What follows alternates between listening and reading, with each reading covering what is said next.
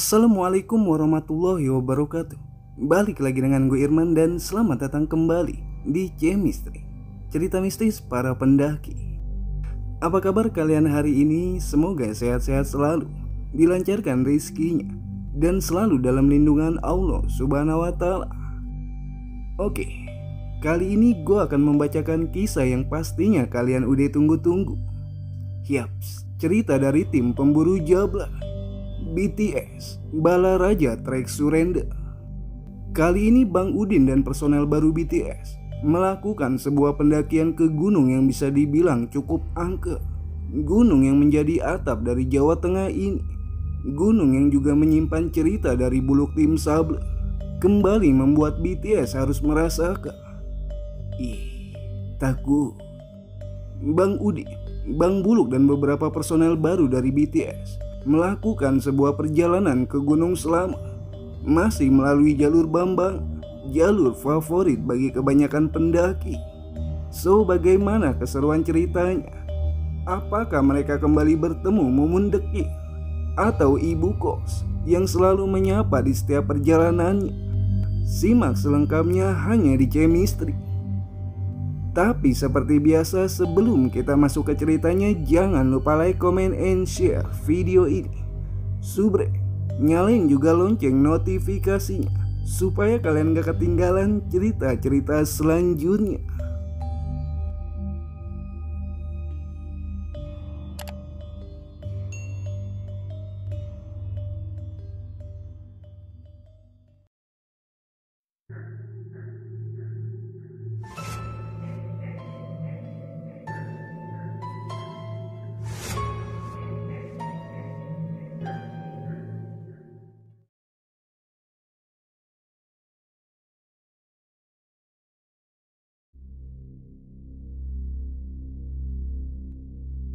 Kenalin, nama gue Udin Sedunia atau Leman Wiki.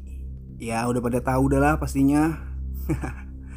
Saat itu entah apa yang ada di benak pikiran Bang Bulu, sehingga ia mutusin buat melakukan pendakian ke atap Jawa Tengah tanpa adanya wacana dan rencana. Berbagai pertanyaan pun muncul dari isi kepala. Bukankah beberapa tahun lalu kami pernah melakukan pendakian ke atap Jawa Tengah? Meskipun itu hanya sebuah kenang yang mungkin ingin dikenang kembali oleh Bang Bulu. Selamat Yodin, terdengar seruan Bang Bulu dengan secangkir kopi yang ia angkat dari meja. Dan entah kenapa, pada waktu itu gue lagi males-malesnya pengen keren di atas ketinggian bumi nan indah ini. Bulan ini gue lagi mager buat naik gunung. Bulan depannya aja pas gue lagi keren-kerennya lu. Traveling dong Din. Masa habis lebaran kita cuma jagain base camp rentalan outdoor doangan? Kita juga butuh liburan kali, ujar Bang Bulu sembari terus menyaring semut di cangkir kopinya. Gua yang kagak mempedulikan ajakannya lebih memilih dengerin lagu dangdut sembari nyortir perlengkapan pendakian untuk disewai. Allah yang menjadikan bumi untuk lu yang mudah dijelajahi, maka jelajahilah di segala penjurunya, dan makanlah sebagian dari rizkinya, dan hanya kepadanya lah lu kembali setelah dibangkitin, ujar Bang Buluk bersabda sembari terus merayu gua supaya bisa ikut bareng dia. Sialan banget sih ini semut, kayak yang gak ada kolam berenang aja. Bisa-bisanya dia berenang di dalam kupi, ucap gua mencoba mengalihkan pembicaraan. Namun tiba-tiba Bang Buluk mulai mengambil smartphone miliknya, mencoba menghubungi seseorang untuk ia ajak ikut melakukan pendakian ini. Dan selang beberapa waktu kemudian, satu persatu mulai berdatangan memenuhi base camp untuk sekedar ngopi dan menanyakan kapan pendakian itu dilakukan. Lu kenapa nggak ikut Din? Edward mulai menanyakan alasan. Males gue pengennya naik gunung ya kalau makan disuapin, kalau pegel dipijitin, terus kalau paket kuota habis ada yang hotspotin. Lu aja sono sama si Bulu. Dasar jiwa aki-aki, ucap Edward sembari pergi dari hadapan gua. Kemudian hanya terdengar sama pembicaraan mereka berdua, lantaran suara musik dangdut lebih terdengar syahdu dibandingkan rencana mereka berdua. Akan tetapi, drama mulai merenggut pikiran. Entah kenapa dengan singkatnya, gue mulai mikirin ulang ajakan si Buluk ini. Masalahnya, kenangan di Gunung Selamat beberapa tahun lalu belum bisa gue lupai. Apalagi adanya wanita Akamsi yang pernah ada di circle kehidupan anak-anak BTS. Ya udah, lu prepare aja dulu. Pokoknya lu harus ikutin. Kagak ada yang jagain pantatnya nih. Apalagi si Poyan juga pengen ikut. Tahu sendiri dia kalau nggak dijagain. Suka offset liatin pantat cewek-cewek pendakian. Bang Buluk kembali membujuk gua. Dulu gue chat si Ola dulu dah. Siapa tahu deh hilap mau gue ajak naik ke Selamat. Lelaguan lu. Ingat, napas lu udah gak stabil. Nyali lu juga udah ciut. Dan Joni lu juga udah kagak bertenaga. Sialan banget lu. Buluk sudah ampas PY. Setelah menghubungi Ola via WhatsApp, akhirnya dia kagak bales. Lantaran gue lupa kalau paket kuota gue habis beberapa jam yang lalu. War, hotspot dong. Arjen nih. Pinta gue ke R2. Set, dah parah bener pakai acara dikasih kata sandi. Apa ini kata sandinya? Kata sandinya, huhahihu huhahihu huhahihu. Ucap Edward sembari mengayunkan bibirnya ke penjuru arah. Apaan sih lu? Bibir tuh sampai mengkerut. Kata sandi hotspot, lu mau persulit jalan hidup gua aja. Tapi ada kendala yang harus gue pikirin sebelum ikut bareng si Bulu. Lutut yang belum sembuh total, ditambah rasa ngilu yang sering datang, membuat rasa sakit saat kaki dilurusi. Coba kompres pakai air anget, Din. Pinta Bang Bulu. Percuma lu. Kayaknya nih lutut bakalan sembuh kalau gue muncak bawa bini orang. Jawab gue sedikit bergurau.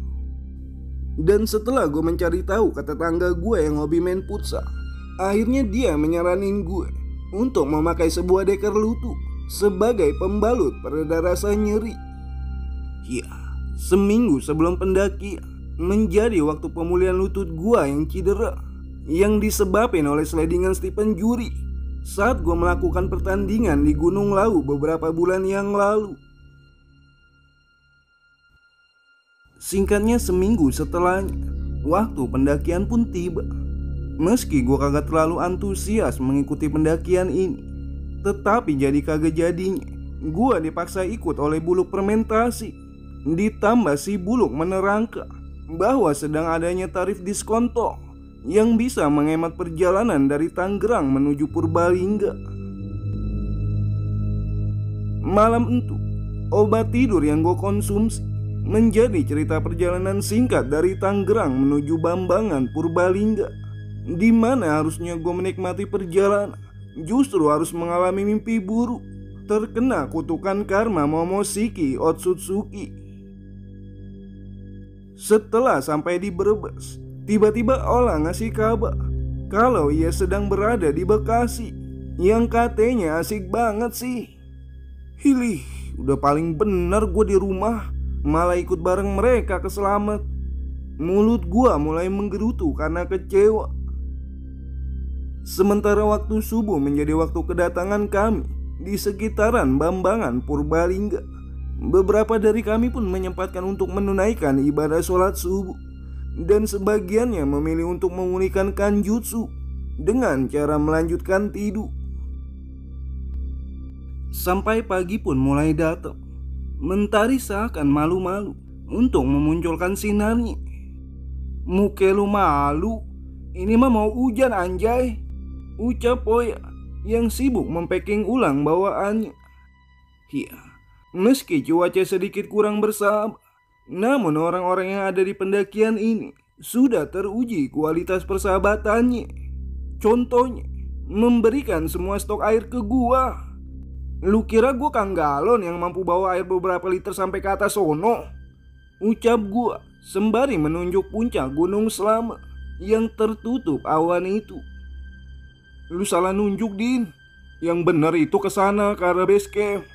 Kalau yang lu tunjuk itu rumah gedong yang di atasnya ada cewek lagi olahraga. Sambung Bang Bulu yang membenarkan arah Gunung Selamat. Kok lu tahu lu? Kalau tadi di sono ada cewek lagi senam. Gue kan dari tadi juga ngeliatin bae. Setelah Kanjutsu mulai terasa normal, kesiapan dan tenaga mulai terpacu kembali. Ditambah kutukan Momoshiki Otsutsuki mulai membalut lutut kiri. Akhirnya pukul 9 pagi, kami semua mulai bergerak menanjak melewati pos pendakian yang sebelumnya Bang Buluk sudah mengurusi maksi kami semua. Bismillahirrahmanirrahim. Dan kami berdoa menurut keyakinan dan agama Islam. Hamparan ladang paman yang luas ditambah suara knalpot bising kendaraan roda 2 mulai terlihat menyambut kedatangan kami untuk tidak menaiki ojek pendakian sampai ke pos 1. Memang adanya ojek pendakian memberikan nilai plus dan juga minusnya. Mungkin nilai plusnya bisa membantu para pendaki mempersingkat waktu, meminimalisir tenaga yang keluar selama pendakian, dan membantu mengembangkan ekonomi warga setempat. Adapun nilai minusnya, mungkin adanya penyebab polusi udara yang diciptakan oleh kendaraan itu sendiri. Bahkan hal parah yang akan terjadi, mungkin jalur pendakian akan sedikit rusak karena jejak roda kendaraan motor yang sering berlalu lalang. Gondrong doang tapi naik ojek. Terdengar suara Edward berucap di barisan depan. Gondrong doang tapi nggak jadi kang ojek, sambung gua menimpali ucapan Edward. Sementara kabut mulai terlihat naik, membungkus langkah kami semua. Beradu pacu berjalan bergantian dengan kang ojek, menjadi pelengkap perjalanan kami menuju ke pos 1. Pos 1 sengaja kami cueki. Kami memilih untuk melanjutkan pendakian menuju ke pos 2. Akan tetapi, cuaca mulai sedikit berubah menjadi gelap. Awan mendung sering mendatangkan suara petir kakek Zeus yang tak kunjung memberikan kami jackpot. Dan sesampainya kami di pos 2, bekal minum mulai dikeluarin dari kartu keluarga. Maksudnya mulai dikeluarin dari tas keril yang kami bawa. Dan bener aja, hujan mulai mengguyur rimba hutan Gunung Selamat ini. Satu persatu dari kami pun mulai sibuk memakai ponco di pinggir trek pendakian. Dan setelah ponco dirasa menutupi sebagian tubuh kami, akhirnya kami bergegas untuk melanjutkan pendakian dengan rintikan hujan. Namun tiba-tiba ada satu pendaki pria yang berjalan menunduk melewati kami dengan keadaannya yang basah kuyup. Kenapa ponconya nggak dipakai, Bang? Terlalu beresiko kalau badan kita basah ketika muncak kayak gini, ucap Bang Buluk ke orang tersebut. Tetapi orang itu hanya diam menunduk sembari terus melanjutkan pendakiannya. Dan untuk beberapa saat kemudian, kami pun tiba di pos 3. Beberapa pendaki lainnya pun terlihat meneduh di beberapa pondok warung di sekitaran pos 3 ini. Sementara hujan dirasa semakin lebat, Edward mulai merasakan mode getar di sekujur tubuhnya. Bang Buluk yang melihat kondisi timnya seperti itu langsung bergegas mengeluarkan peralatan memasak. Cukup lama kami semua menepi beristirahat sembari menunggu hujan reda di pos 3 ini. Akan tetapi, lelaki yang cuek melewati kami tanpa ponco atau jas hujan itu terlihat duduk seorang diri di belakang pondok warung di sekitaran pos 3 ini. Bang Buluk yang menyadari itu meminta gua mengajak si lelaki tersebut untuk bergabung menghangatkan diri dengan menyantap makanan yang sudah dihidangkan oleh leader kami. Sebat dulu nih, Bang. Gua mencoba menawarkan rokok sebagai alat pendekatan diri. Akan tetapi, si lelaki itu hanya tersenyum seakan menolak penawaran yang gua berikan. Sendirian aja, Bang. Rombongannya kemana? Gua mencoba memberikan pertanyaan supaya situasi sedikit mencair. Rombongan saya sudah turun, Mas, jawab si lelaki itu dengan nada pelan. Dulu, kalau rombongannya turun, kenapa nih orang masih naik? Pertanyaan itu langsung mencuat di hati gua yang mulai bingung dengan pernyataannya. Sampai akhirnya Bang Bulung menghampiri kami ke belakang pondok waru sembari membawa nesting yang berisikan makanan hangat. Tak lupa juga ia pun menawarkan si pendaki tersebut untuk segera mencicipinya. Saya tidak lapar, Mas. Hanya saja saya ingin segera naik ke puncak sana.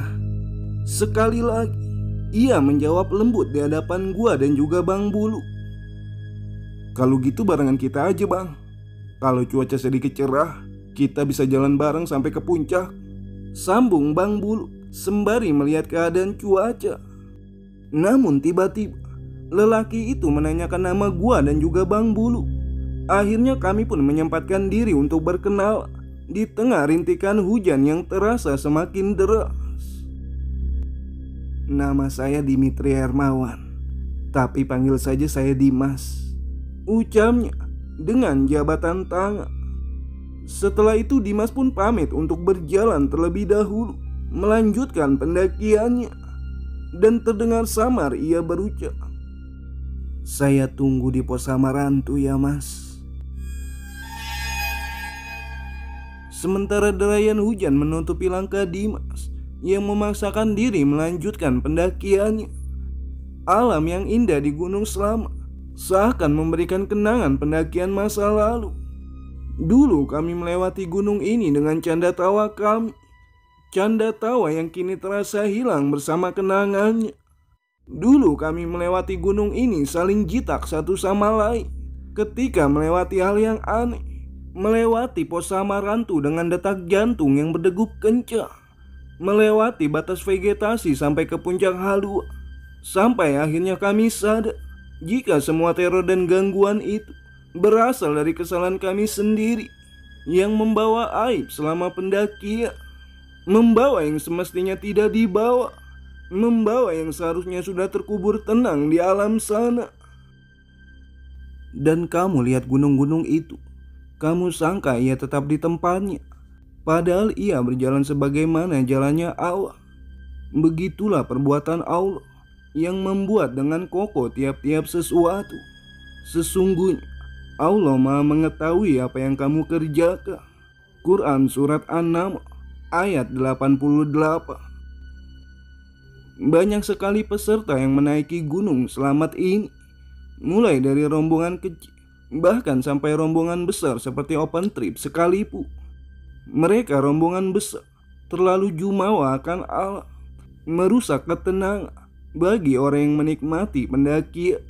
Seolah bagi mereka kelompok besar adalah penakluk semua rintangan yang disuguhkan oleh Allah. "Ikut open trip juga, Mas?" tanya salah satu seorang pendaki yang melewati kami. "Enggak, Mas, kami justru ikut open BO," jawab gua yang bergurau di tengah riuhnya obrolan yang menyengat telinga. Sementara tubuh Edward terus bergetar sembari memegang nesting sebagai wadah makanan penghangatnya. Bang Bulu pun mencoba membuatkan teh hangat dengan dalih suhu tubuh Edward normal kembali. Namun di tengah paniknya kami karena kondisi Edward yang terus menggigit, tiba-tiba terdengar ucapan yang dilayangkan kepada kami dari kelompok yang mengikuti open trip tersebut. "Biasa aja kali Bang makannya, sampai goyang-goyang gitu." Si Buluk fermentasi yang mendengar hal tersebut, raut wajahnya pun langsung mengkerut seakan tidak terima. Gua pun langsung mendekati Bang Buluk dan juga Edward, mencoba mengalihkan situasi. Sepertinya memberi pertanyaan merendahkan, namun dibalut dengan candaan. "Luk, pinjam korek gue." Sialan banget tuh orang. Kalau mau bercanda gak usah body shaming juga lah. Mending ke orang yang udah kena. Dia kira kita siapanya dia kali, ucap Bang Buluk berbisik dengan perasaan kesalnya. "Sabar Luk, sabar. Sesungguhnya orang yang sabar adalah orang yang mau try again." "Try again muka lu, try again. No, musuh menghilang dari land," sambung Bang Bulu sembari terus melihat pergi ke arah si pendaki yang udah ngecengin temennya. "Mas ayo, katanya mau bareng. Kenapa masih duduk di situ?" Terdengar seruan dari Dimas yang kembali turun mengajak kami melakukan pendakian bersama. Edward yang terlihat masih menggigil pun dipaksa untuk melanjutkan pendakian ini. Jika terus-terusan diam di tempat situasi, tubuhnya akan semakin kedinginan karena kurang adanya pergerakan. Itu orang kagak capek apa ya dia? Bukannya dia udah naik, kenapa dia turun lagi ngajakin kita? Ucap Bang Buluk menanyakan. Kalau itu sih kagak aneh lu. Yang lebih anehnya lagi dia bilang kalau temennya udah pada turun, tapi kenapa dia malah naik ke puncak? Gue kira mah cuma kita yang gabut di sini. Ternyata ada orang lain juga yang lebih gabut dari kita. Sambung Bang Bulu berjalan memimpin rombongan. Karena kami terlalu lama beristirahat, akhirnya kami harus beradaptasi kembali dengan suhu badan dan detak jantung yang terasa berdegup kencang. Dimas pun berdiri tepat di hadapan kami, menunggu kedatangan kami yang langkahnya mulai melambat. Meski tanpa mengenakan ponco dan membawa sebuah keril di tubuhnya, Dimas seperti menyeimbangkan langkahnya dengan langkah kami semua. Kayaknya dia porter, Din. Pasti dia anak kampungan sini yang paham betul dengan medan pendakian. Sesekali Bang Buluk mengira-ngira di tengah langkahnya. Sementara guyuran hujan terasa semakin deras membasahi jalur pendakian ini. Kini trek pendakian berubah menjadi lumpuh yang menenggelamkan sepatu kami. Sesekali kami harus memilah jalan supaya tidak terjerambab di genangan lumpur yang kami lewati. Ada sepatu anaconda kayaknya berubah jadi anak kebo nih, nerjangin lumpur terus, ucap Bang Buluk meledek. Masih mending jadi anak kebo. Kalau jadi anaknya Temarni, bisa-bisa ingusan terus ini, sambung gua disambut gelak tawa yang lainnya. Dan setibanya kami di pos 4 Samarantu, tiba-tiba suara azan terdengar dari smartphone milik Edward yang menandakan kini tibalah waktu menunaikan sholat zuhur. Astagfirullah, pas banget lagi di pos 4, ucap Edward menatap wajah kami semua. Ya nggak apa-apa Thomas, barangkali sampean mau berhenti terus menunaikan sholat zuhur, ujar Dimas yang berada di depan kami. Bang Buluk pun langsung merespon ucapan Dimas. Segeralah ia membentangkan flashlight di sekitaran pos 4 Samarantu. Sementara keadaan hujan lebat membuat situasi jalur pendakian terasa sepi. Bahkan tidak ada satupun pendaki yang terlihat melewati kami. Mungkin beberapa pendaki memilih untuk beristirahat di pos sebelumnya, apalagi waktunya memang bersamaan dengan jam makan siang. Sebagian dari kami pun bergantian menunaikan sholat zuhur. Akan tetapi Mas Dimas terlihat duduk di belakang kami sendirian. Mau ngemil Mas? Gua menawarkan. Namun lagi-lagi ia hanya membalas dengan senyuman. Poyan yang menghampiri gua tiba-tiba berteriak jika di pundak bagian kanan gua terdapat ulat bulu dengan ukuran kecil yang sedang merayap. Poyan pun mencoba mengampaskan ulat itu jauh dari pundak gua. Akan tetapi gua melarangnya, karena kita sesama makhluk Allah, janganlah saling melukai. Pret! Timpal Poyan menyepelekan.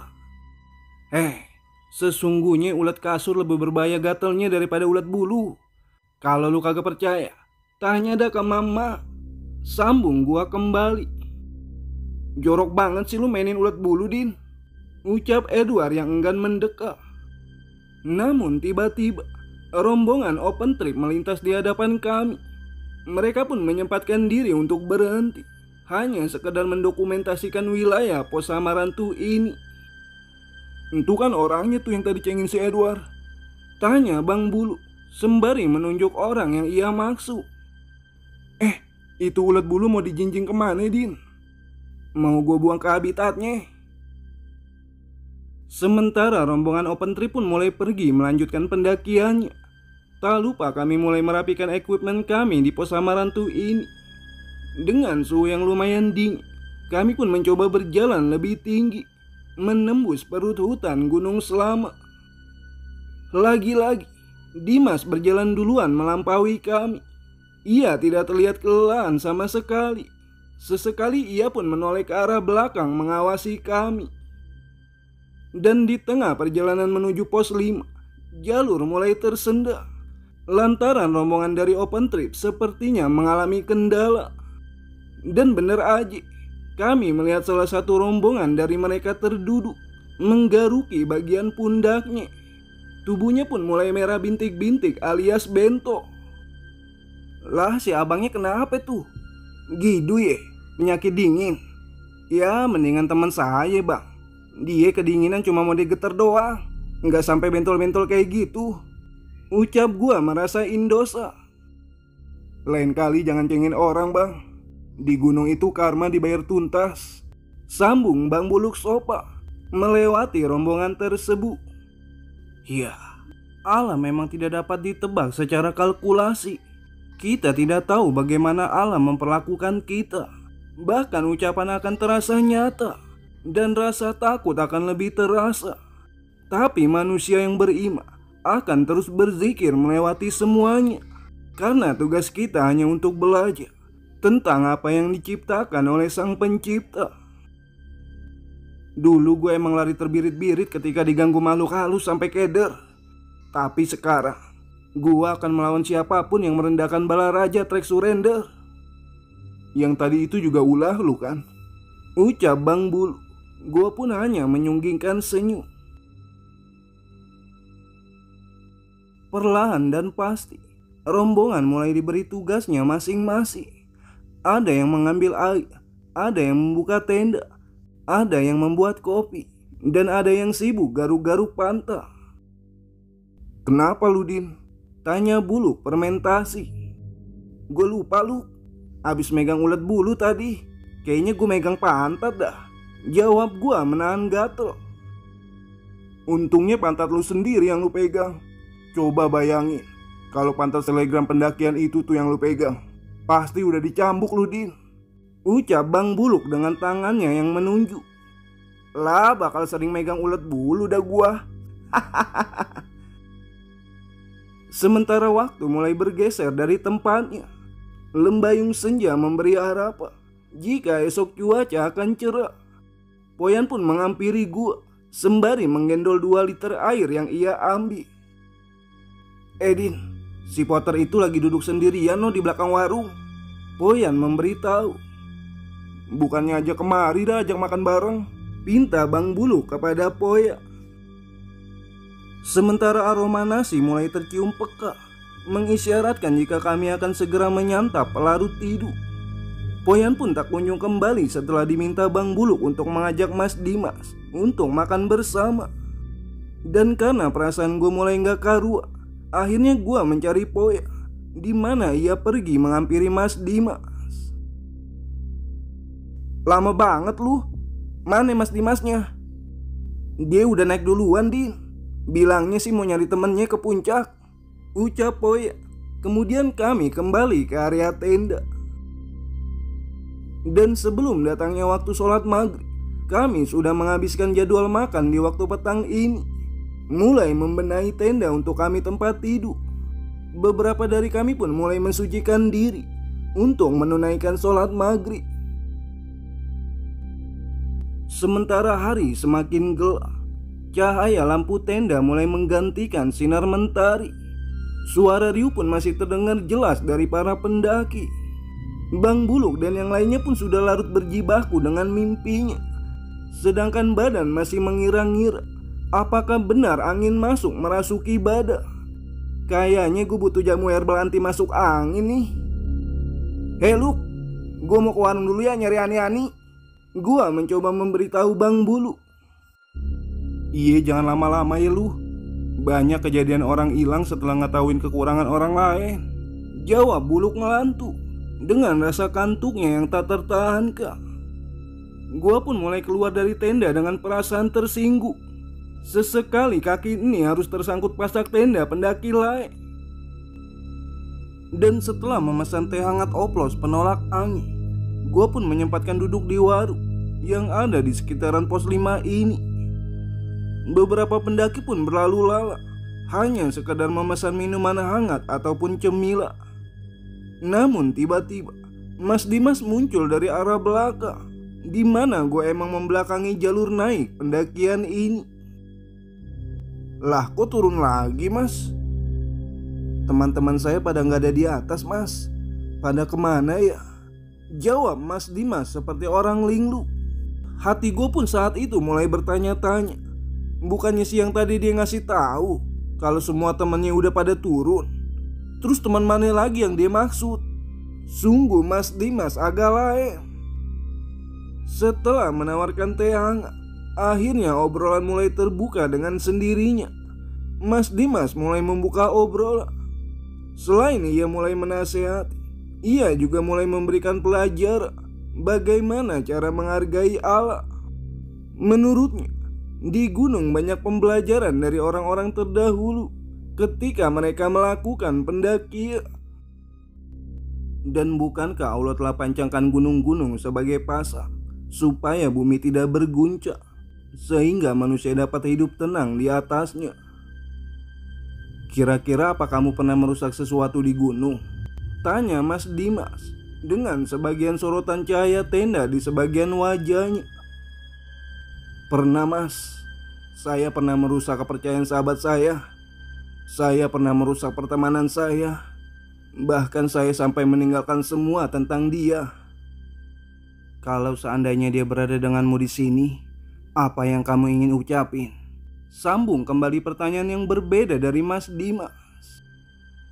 Maaf, mungkin itu kata awalan yang harus diucapin. Terlalu banyak kejadian yang dirasa tidak untuk dimaafin. Tapi gak mungkin bisa ngebalikin semuanya mas, ucap gua sembari menundukkan kepala. Sementara kelap-kelip bintang samar terlihat dari balik dedaunan. Cahaya bulan kini menyatu dengan dinginnya malam. Akan tetapi rindu itu hanya bisa dikena, diresapi, dan hanya bisa diselami tanpa bisa merasakan adanya sosok yang sejak dulu menemani. Dia selalu bersama kalian mas, ucap Dimas dengan raut wajah yang tidak terlihat lelah. Mas Dimas mending tidur di tenda saya aja. Besok kita berangkat muncak bareng. Wah gak bisa mas, saya harus nunggu teman saya di puncak. Besok lagi aja kita bertemu.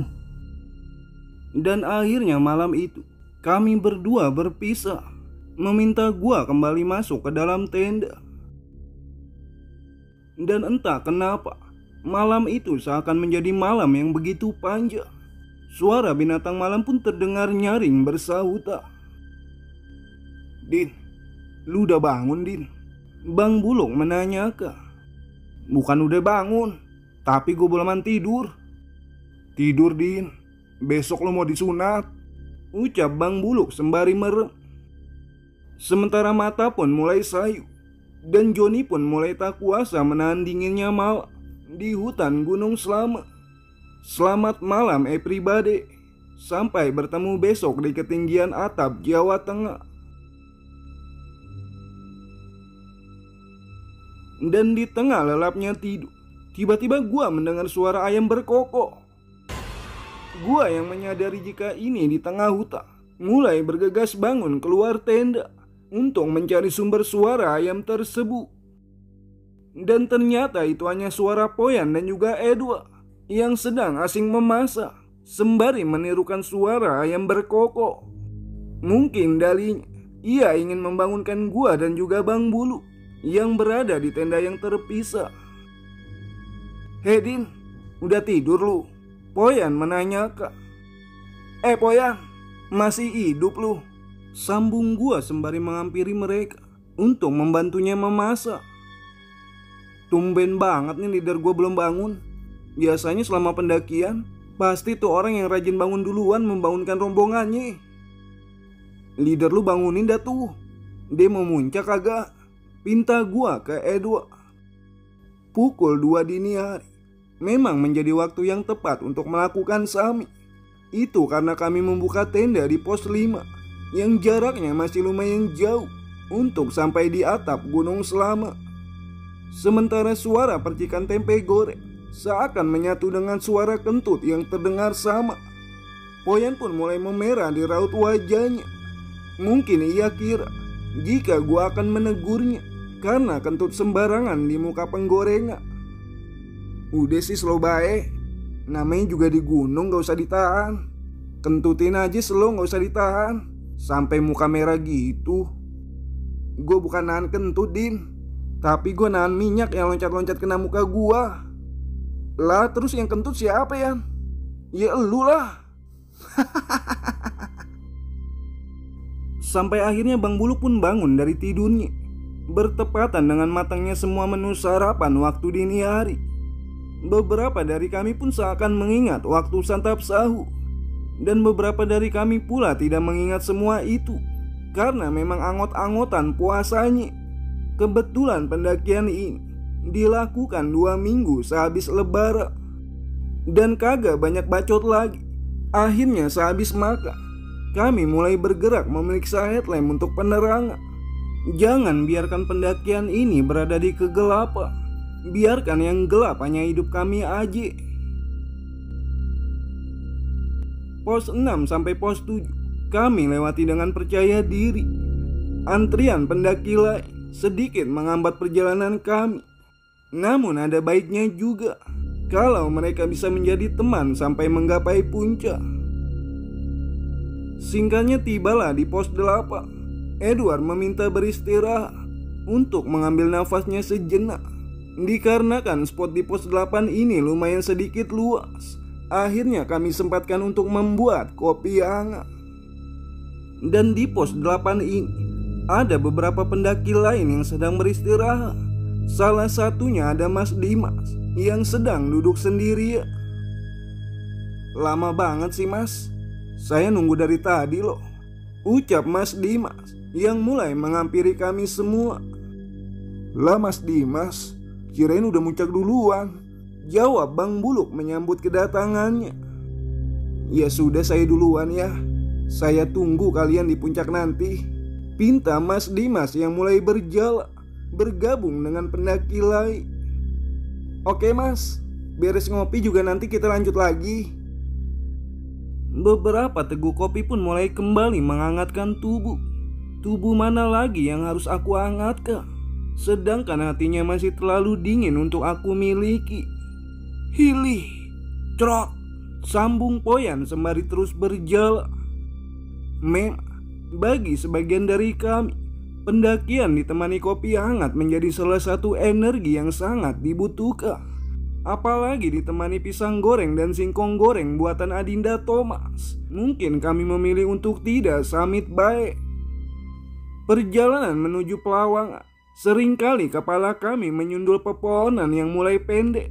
Di batas vegetasi ini, kami harus teliti dalam memilah jalan.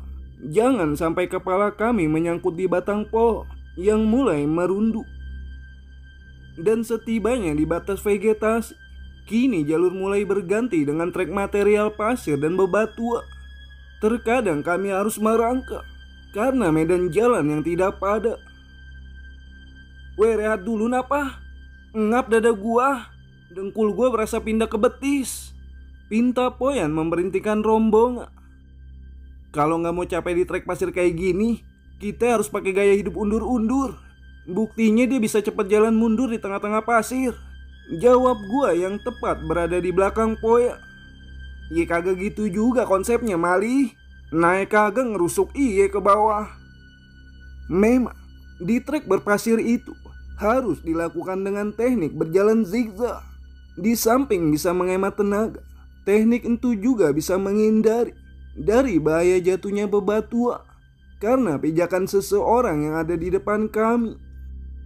Sementara Golden Sunrise mulai terlihat menemani pendakian kami, Gunung Sumbi, Sindoro dan juga Merbabu terlihat jelas berada tepat di arah barat. Yang katanya pemandangan bisa menghilangkan rasa lelah itu seakan bohong. Buktinya Poyan sering meminta istirahat meski pemandangan nan indah berada di balik punggungnya. Ya elah, udah disuguhin pemandangan indah juga masih aja capek lu. No, kayak holang-holang. Kalau pemandangan yang indah bisa mengurangi rasa lelah, ucap gua yang kembali berada di belakang Poyan. Ya ilah Din, namanya orang capek mau disuguhin apa juga tetap capek. Udah paling bener kalau capek itu istirahat. Dan setelah susah payah gegosrekan di pasir mirip kucing mau berak, akhirnya kami tiba juga di puncak tertinggi Jawa Tengah ini. Batu penghormatan pendaki yang sudah pupus menyambut kedatangan kami yang sudah susah payah dikarenakan usia ini. Bendera Balaraja Trek Surrender mulai dikibarkan mengayun ke kanan dan kiri. Tak lupa juga kami langsung eksis mendokumentasikan penggapaian atap Jawa Tengah ini mewakili tim pendakian kami. Alhamdulillah, akhirnya bendera aku laku berkibar juga di top Jawa Tengah. Bang Bulu pun tak kuasa menahan air matanya karena kelilipan abu rokok milik si Poya. Edward pun terduduk tersipu malu karena harus menahan ingin buang air kecil. Sementara Poyan sesekali selfie meskipun hasilnya tak terlihat karena sorotan sinar mentari atau backlight. Dan gua hanya bisa meratapi nasi. Kenapa bisa-bisanya muncak bareng mereka yang kayak begini?